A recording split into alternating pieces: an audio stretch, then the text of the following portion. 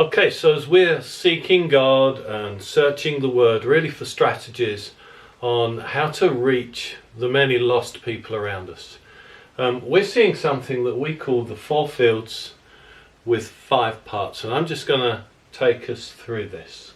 Okay, so can we learn from maybe Jesus' strategy, which he taught the 12 and the other disciples, and then Paul and his teams carried on? Can we learn anything from their pattern and their way of ministry and mission through the New Testament there? So the 5 things we're seeing is, number 1, entry.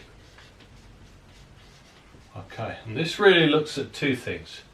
Number 1, who to reach. Okay, and then how to engage them. Okay, the second thing we then see is gospel. Is there anything we can learn from Jesus and the stories in the Gospels there, just about how to share the gospel? And we're really looking for something that's biblical so that God could use it, that's simple so that you and I could use it, and that's reproducible, or reproducing even.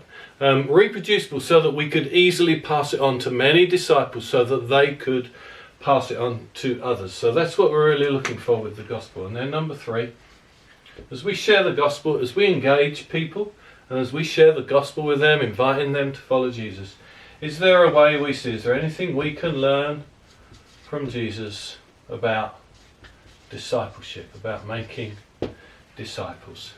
Anything we learn there in the New Testament? And then number 4, as they make disciples, again, is there anything we can learn about how they gather those disciples together into new communities of disciples learning together, that the New Testament calls church? So is there anything we can learn about that?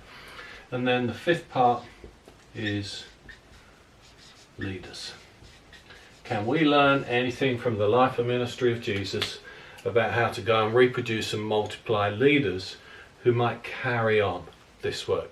So what I'd love you to do is just turn to, if you've got a training partner with you, or maybe go find one, and see if you can just repeat these things to each other. Just draw them out from a fresh sheet of paper and explain these things to each other. And then a couple of seconds and I'll just move the video on. Okay?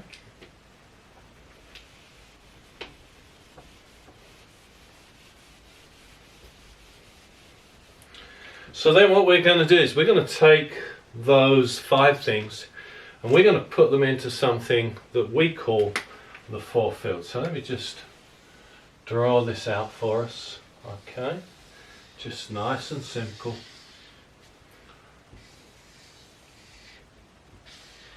You can draw this out on a sheet of paper if you want to, or you can practice it afterwards. There you go, so the 4 fields. And you're going to see some of this in Mark 4. So if you want some scripture for this, Mark 4, verse 1 to 9, and then 25 to 29 as well. You'll see some things there. Okay, so if we take those 5 things.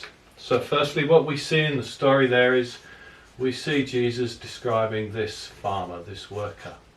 And this farmer, he enters a new field where there's nothing growing. So this is just an empty field that he's preparing. Okay, and then we see this farmer, he's good, and he sows everywhere in this field. He's sowing generously. That's one of the things we're learning. You know, he didn't pick and choose where to sow. Some people would even call him foolish, because he sowed on rocky soil, on weedy soil, on shallow soil. But he sowed generously everywhere, because he knows that if you sow generously, you will reap generously. And then this farmer in the story, he goes home and sleeps, and this seed that he has sown begins to grow. But he doesn't know how. God brings about new growth. And what this farmer does is he watches this new growth, and then he takes care of it. He tends to it. So he's going to protect it from being snatched away. and he's going to feed it so that it grows to maturity. And then over time, this new growth grows to maturity, and he's going to gather together a harvest. Okay? And we know that that harvest is some 30, some 60, some 100-fold that harvest is going to reproduce. And then, because he's sensible again, he's going to take some of the seed from this season and he's going to store it up ready to be sown into the next season, so that this process continues. Okay, so let's just take those 5 parts and we'll just label this up. So this farmer, he enters, let's spell that right, entry, number 1. He enters a new field where there's nothing growing. Number 2, he sows the seed generously. He shares the gospel everywhere. Generous seed sowing.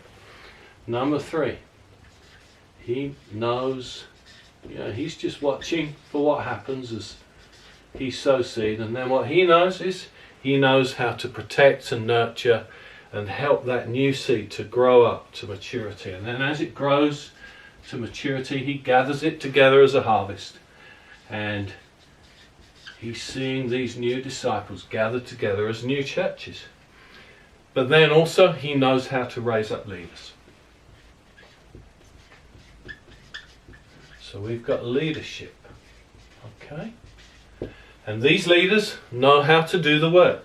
They know how to carry on this process. They know how to work, entering a new field, sharing the gospel generously, raising up new disciples, teaching them to gather as church, and from there raising up more leaders who will go and carry on the process. And that's what we call the 4 fields of kingdom growth. So what I'd like you to do, again with your training buddy, is see if you can draw the diagram, draw some of the symbols in there and label it up, and just explain it to each other from Mark 4, 1 to 9, 25 to 29.